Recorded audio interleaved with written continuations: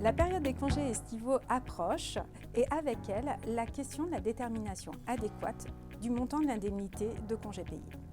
Chaque responsable paye sait que la problématique de l'indemnité de congés payés repose sur deux piliers.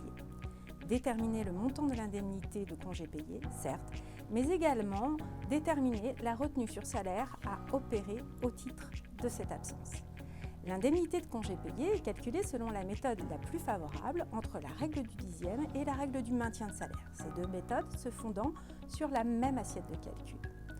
Il est nécessaire de s'assurer du bien fondé de la prise en compte ou non d'un élément de rémunération dans cette assiette de calcul, ce qui nécessite un travail d'investigation et de qualification des sommes. En effet, une mauvaise alimentation de l'assiette peut conduire à rémunérer pour partie 2 fois une prime. Enfin, le traitement de la période de congés payés implique de déterminer la retenue à opérer au titre de cette absence. Le montant de cette retenue doit être calculé en utilisant une méthode dite réaliste.